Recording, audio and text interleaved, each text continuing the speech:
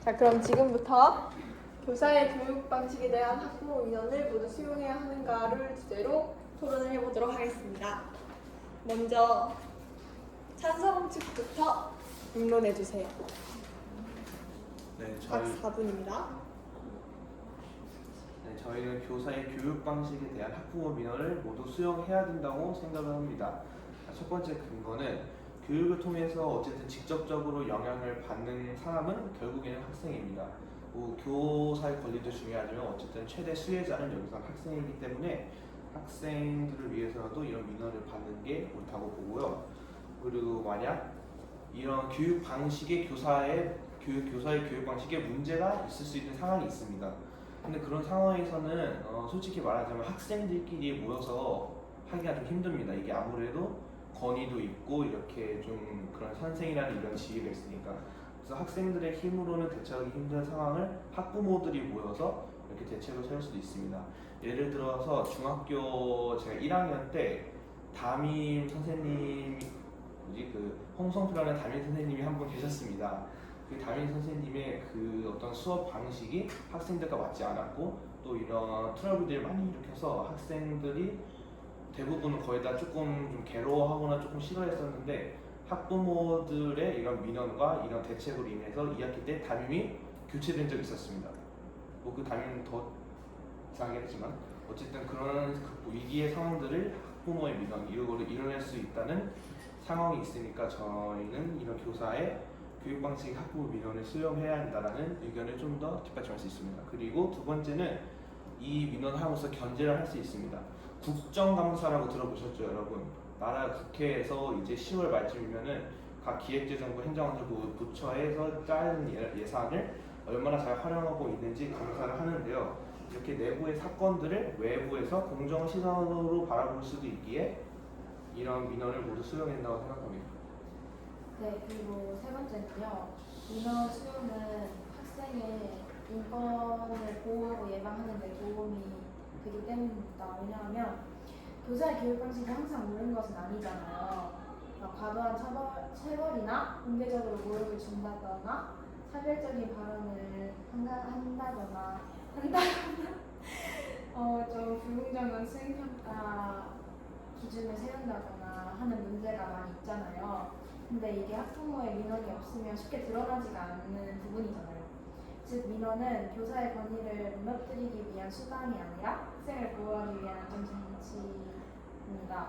특히 학생은 교사에게 직접 문제를 제기하기 되게 어려운 위치이기 때문에 부모가 대신 의견을 전달하고 학교가 이를 수용하는 것이 학생의 권익보호 차원에서 반드시 필요하다고 생각합니다. 저희 입론 마치겠습니다. 다음 반대측 입론해 주세요.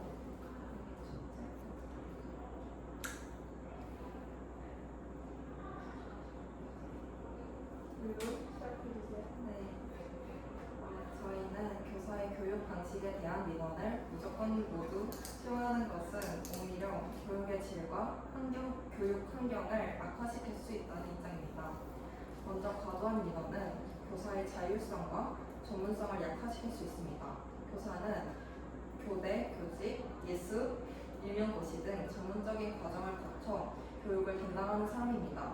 그런데 학부모의 요구가 지나치게 반영되면 교사는 교육적 판단보다 민원을 우선하게 되고 결국 소극적인 수업만 하게 될 수 있습니다.